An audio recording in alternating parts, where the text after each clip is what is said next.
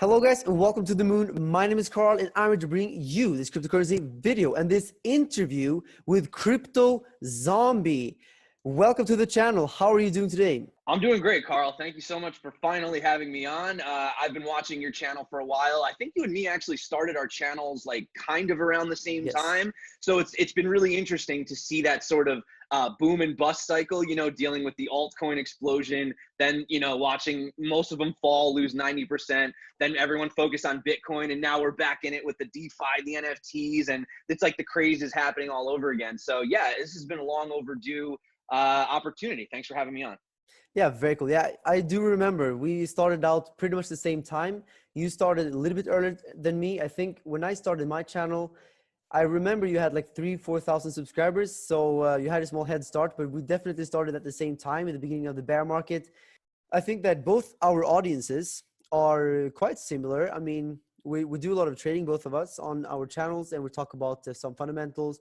And also, our core following were accumulated or came during the bear market. So we have a lot of people that truly believe in this space because the prices were going down, but they kept watching, right? So I think that's really cool. And maybe you can share some thoughts about like how you got started with like crypto and YouTube and like the backstory here. Yeah, I'll do it super quick. I don't want to bore anyone, but basically, I was told about Bitcoin in college by one of my friends, and I don't even know what the price was. It was like some crazy low number, like $8 or $10. I laughed it off, whatever. Wish I had bought, right? Everyone has that story. And then, it was actually a few years ago. It was back in the early beginning of 2017. I was working with some affiliate stuff online, and they were actually paying and using Bitcoin, which was crazy. The guy that had showed me it, he was actually sending Bitcoin to and from this guy who was like in another country, and I was like, wait a minute, so people still are this is real, this is still here after all this time? And he's like, yeah, it is. So I started looking at it, and I kind of just shrugged it off. Came back 2 weeks later. This is in 2017, so this is right when the rally started, and I'm watching the price go up and up and up. So finally I set up a Coinbase account, bought some. One, like literally like the next week, my price was going up again, and finally I was like, all right, I got to look into this. And it was the price that got me like interested. But then once I read about the tech and understood what Bitcoin was, and I really got sucked down that rabbit hole, that was when I was just like, this is a game changer. Like, this isn't just going to make money, this is going to change the world. And that was the start of it. Then I went on this website called CoinMarketCap, where I decided, hey, look at all these altcoins. Long story short, made a ton of money, no realized profit because I held it all the way to the bottom, like most people did. And then we went through the bear. That's when I turned into a total, just not a Bitcoin maximalist, but I mean, I was just like, forget about altcoins, all in Bitcoin. I taught myself how to trade. I can In the relate so beginning, much to this. This is exactly what happened to me as well, actually.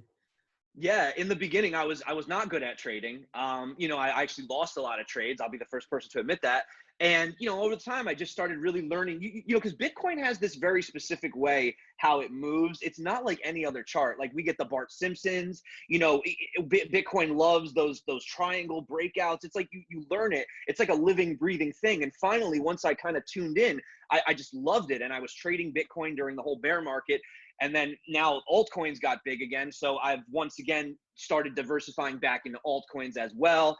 And yeah, I do believe that and I don't believe the cycle's over. Like, people are saying the top is in. I'll tell you exactly why I don't believe it's in, but that's my story. So here we are. And I have a YouTube channel. We do fundamental analysis, and we like our memes. We like our jokes. So Perfect. that's the Crypto Zombie.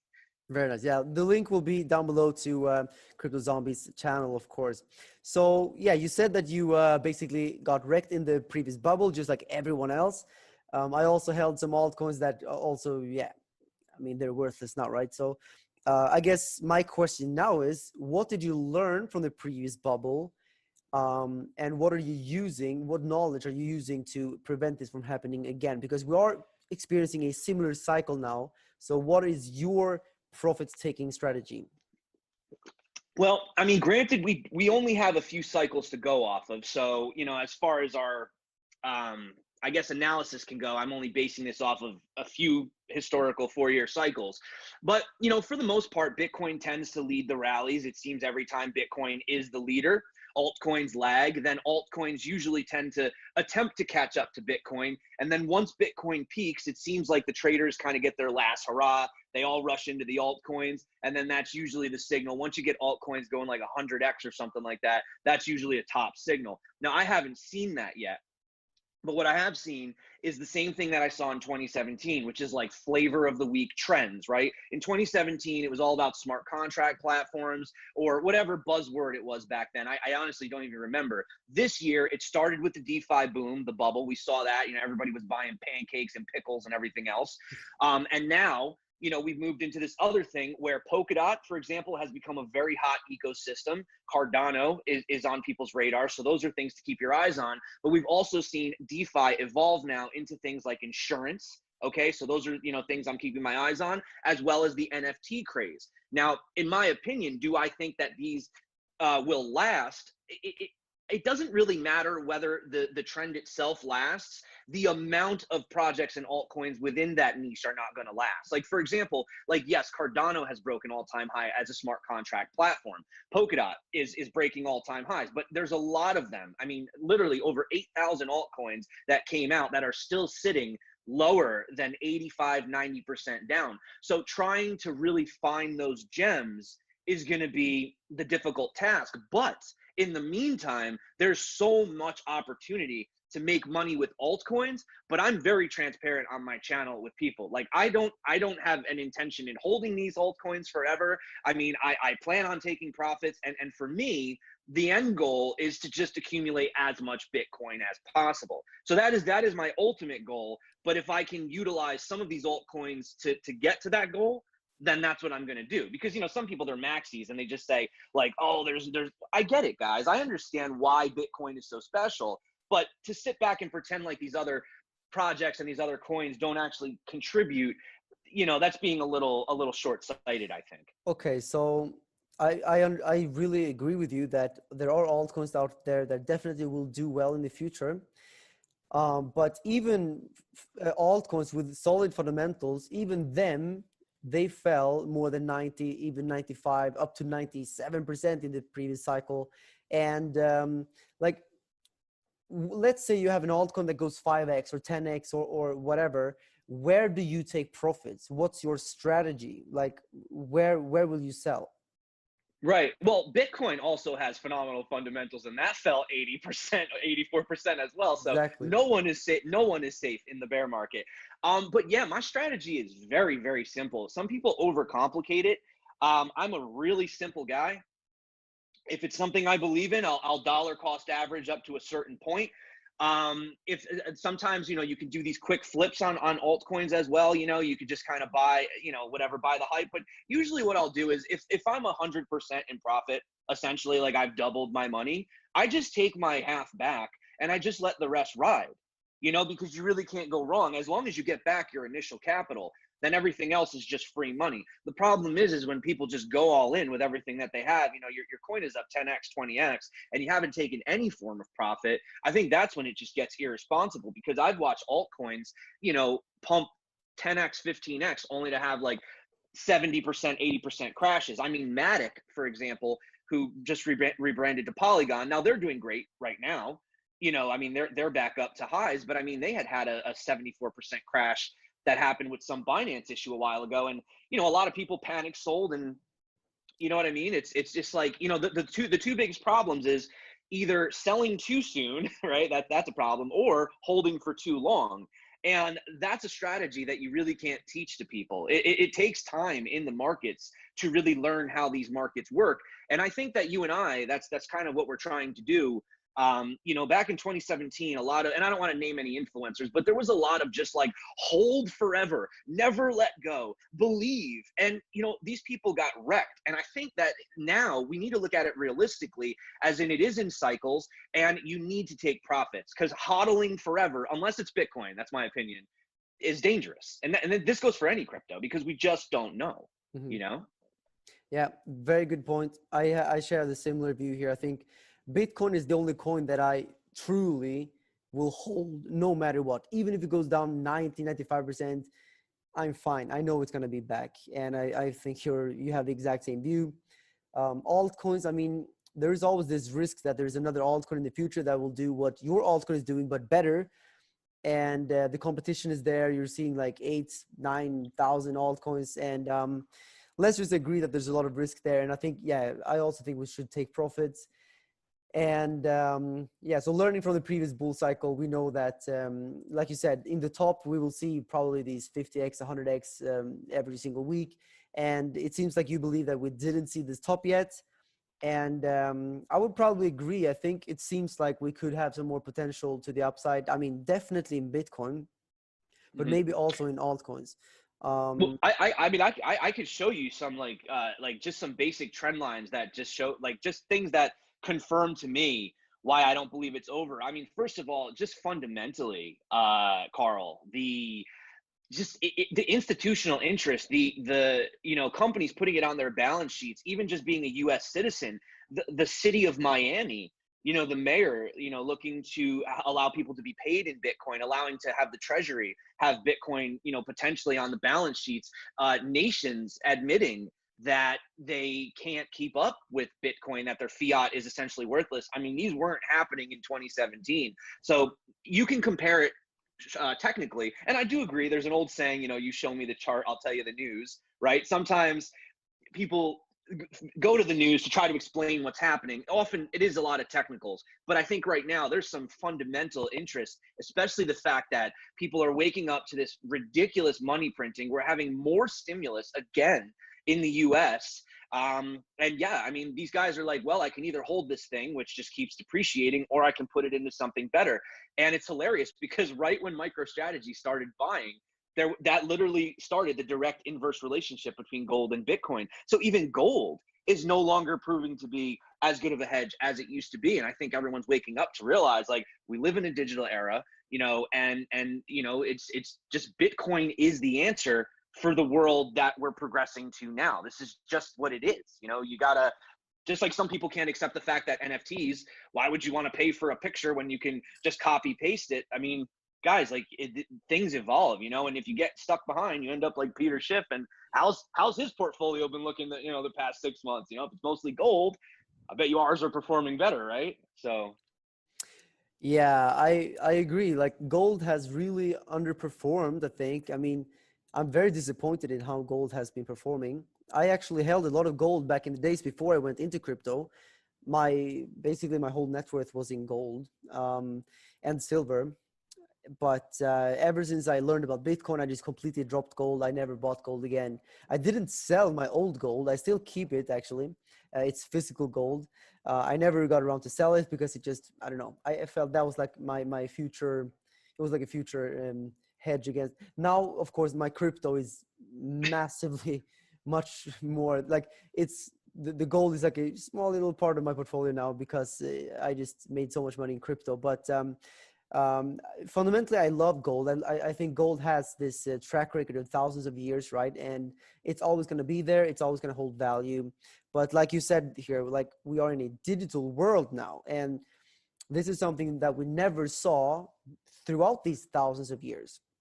So even though we used like boats were made of wood for thousands of years as well. And they were very, very like useful, and everyone used them like for war and for just transport.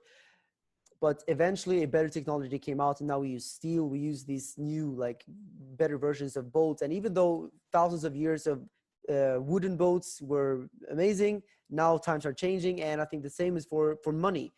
Gold has been perfect for thousands of years, but now in the digital world, we need the digital currency. So I agree with you that yeah, Bitcoin is a better gold than gold. So I think, yeah, we have a lot of upside potential in Bitcoin and probably altcoins as well. So I want to ask you, what is your portfolio allocation right now? Probably in the bear market, I can assume you probably, like me, were basically only Bitcoin. But how about right now? What's your allocation between Bitcoin and altcoins? I was 100% Bitcoin in the bear market. I didn't even have nothing else, no Ethereum, nothing. 100% Bitcoin. Today, I'm actually like around 65% Bitcoin, 35% altcoins. With the top altcoins that I hold being actually Ethereum and Polkadot. Actually, Polkadot is the highest because it's performed so well. It actually outperformed my Ethereum portfolio. So it's actually Bitcoin, Polkadot, Ethereum. And I don't have any Cardano. I know everyone's going to be like, you're missing out, man. It's like, okay, guys, Cardano, not that I don't like Charles Hoskinson. I love what they're doing, the peer review thing. It's great. For me, and this is probably going to be like the controversial thing, I just felt like it just kind of like, maybe I'm an impatient person. I just felt like it was taking a really, really long time for them to finally release it. And yesterday was a big day for them. Maybe I'll pick up some Cardano. Maybe I'll hop on that train late. And then the remaining like 5% of my portfolio is just super high, very risky speculative altcoins that I'm cautious to even mention on my channel. They're just shots in the dark, where I'm okay if I lose that 5%, but if they, but they could 100x, so that's basically it. And the way that I've always looked at it is, in these cycles, you can take advantage of the altcoins. The altcoins are sort of the wealth generation, right? But Bitcoin is the wealth preservation, because Bitcoin has proven itself. Not a lot of altcoins have really been able to prove that they can stand the test of time.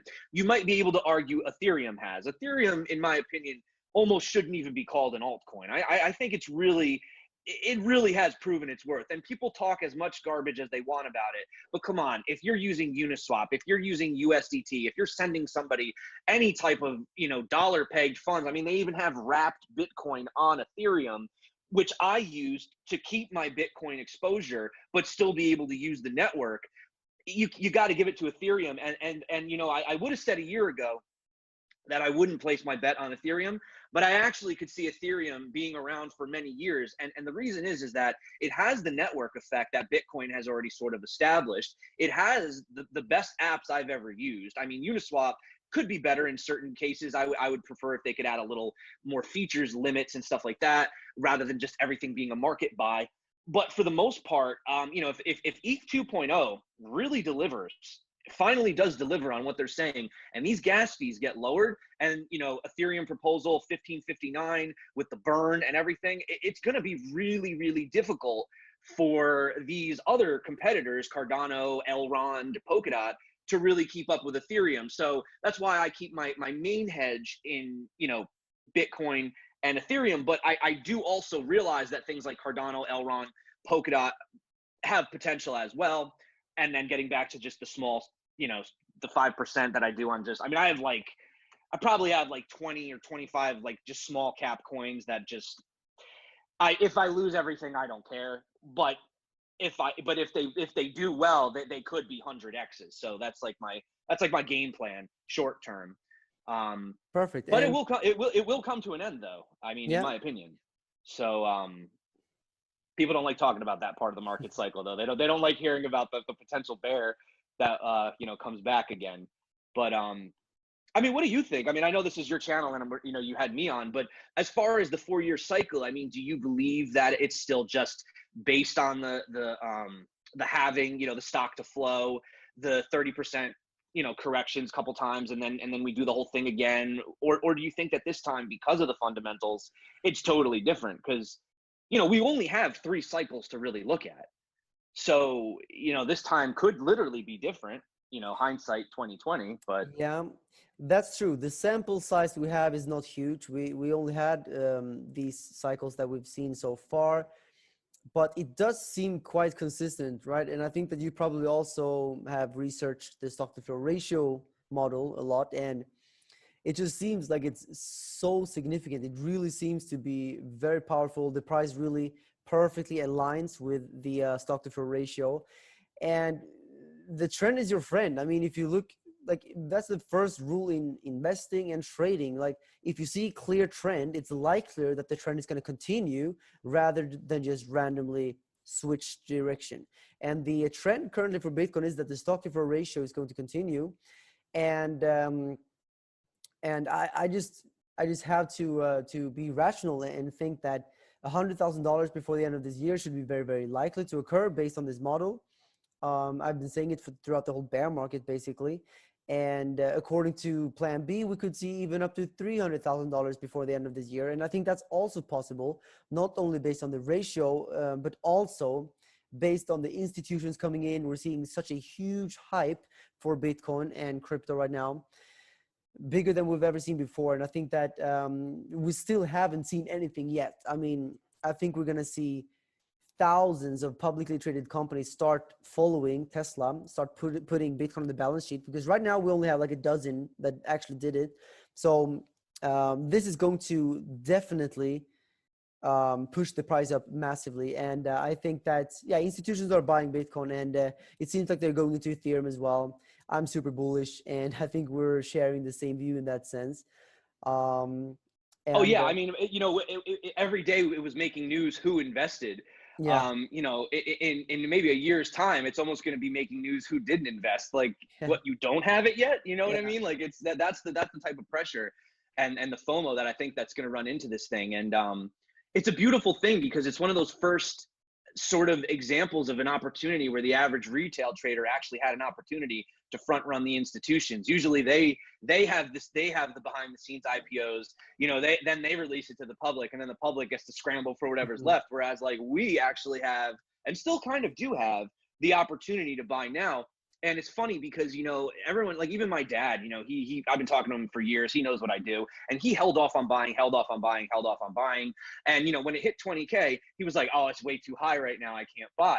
And, then it went to 30, 40, 50. And the thing is like people can't actually perceive the number. Every time when you said Bitcoin was going to 20K when it was 1,000, people didn't believe it. The same way when it was $1 and it went to 10, people didn't believe it. And now when you tell people that Bitcoin can go to $1 million, they still don't believe it. And it's like, you just have to simply stand back and this is like basic first day of class economics. Okay. 21 million supply, unlimited fiat printing. I mean, it's like really that simple. There's like 44 million millionaires in the world. If each one of them wanted just one, there's not enough. If that doesn't make you bullish, plus you have a network that's like actually backed by math, trust, don't verify, don't trust, gold. I don't know, like Elon Musk, who knows? He could start digging it up on the moon. They could figure out a way to get gold out of the ocean. First of all, and the verification process is insane. People try to send a bar of gold across the world to your friend in under 10 minutes for like $1 in fees. Like, it's not gonna happen.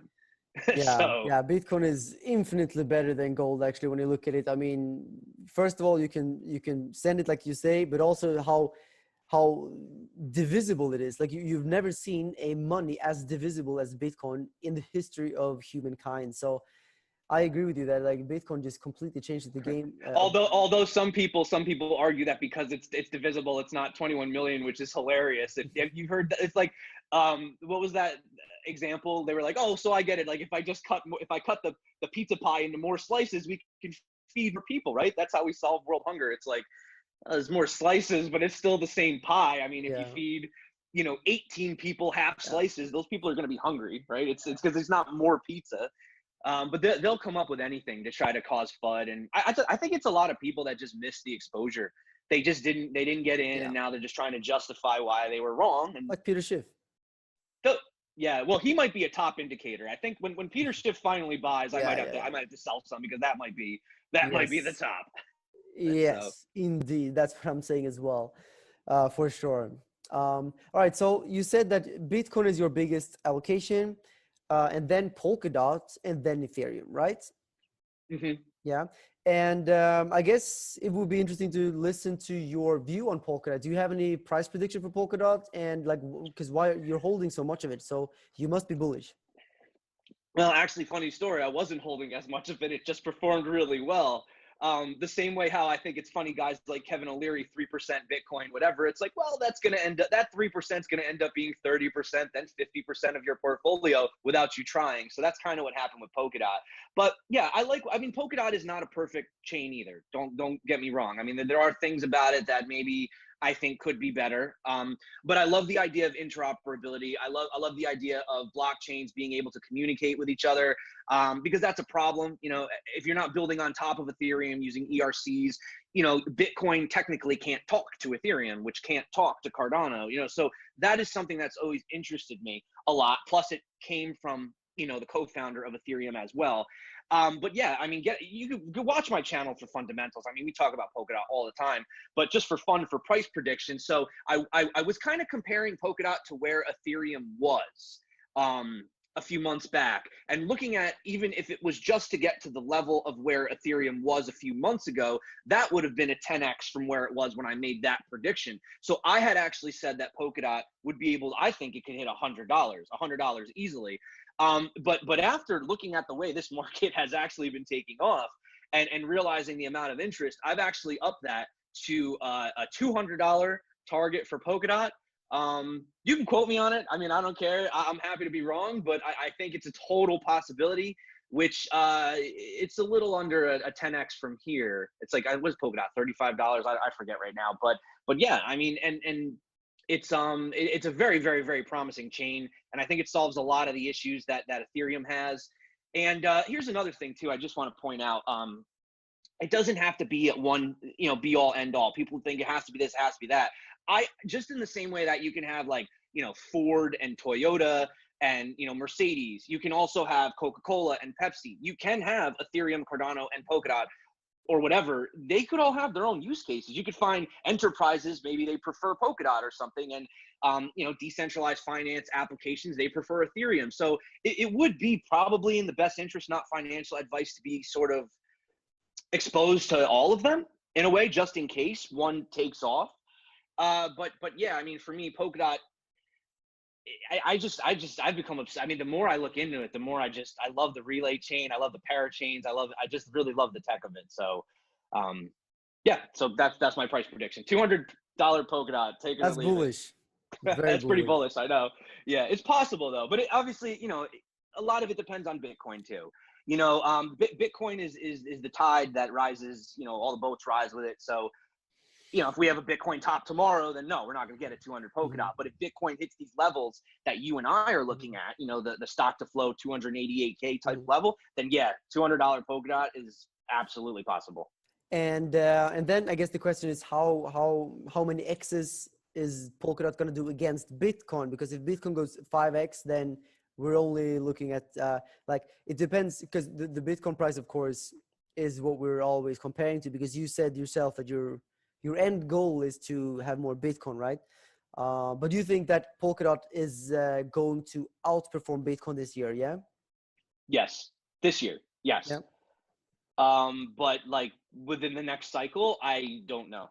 I do not know. And that is what brings us back to the beginning of the video, where right now, I think the time to be accumulating altcoin or Bitcoin was in the bear market, when we had the 3,000, 4,000, 5,000. That was the Bitcoin time. I still believe in Bitcoin exposure right now, but there are a lot of people that they don't, it has to go to 100K to double your money from this point. And I understand that that's not money that, the average new person coming into crypto has. So I believe for the new guy, if you're just coming in with like, a few thousand or even a few hundred, whatever it is that you have, you might be better off in some of these altcoins for the bigger gains short term. But I would personally realize that, especially if you double your money, and put some of that into Bitcoin. Keep dollar cost averaging into Bitcoin, because Bitcoin is the proven store of value. I mean, there's no better store of value on planet Earth. So there's no reason to try to fight that. So that's where I'm at right now. And, I have my plan for when we hit the top, and, I'll probably sell a portion. I won't sell all my Bitcoin. I'll definitely sell all my altcoins. People are probably going to get mad at me for that. I will. And yeah, I'll utilize things like, leverage trading, Bybit and USDT to short Bitcoin, but not because I don't believe in it, so that I can increase my dry powder for when I do believe we have a reversal, probably sometime after the next halving, to then accumulate more Bitcoin again. So, but the thing is like, I think that Bitcoin could go to like 300K potentially. So even once we have that pullback this time, I wouldn't be surprised if Bitcoin goes up to 300 and then pulls back to like 60, which is higher than we're sitting right now. So, I mean, is there really ever technically a bad time to buy Bitcoin? Not really historically, but I mean, if you want to make a ton of money faster, then, you got to kind of unfortunately gamble on the altcoins, but they're very, very risky. So, never invest more than you can afford to lose, which is why my risky portfolio is only about 5%. I just won't put more than that in, because from my 2017 experience, I've learned that over leveraging yourself in altcoins, it could ruin lives, man. You know, That sounds change like lives, a but ruin lives. yeah, that sounds like a good plan. You dollar cost average into Bitcoin, and then you put this a few high speculative bets on altcoins, and then you have exposure to Bitcoin and altcoins, and I think that's very reasonable.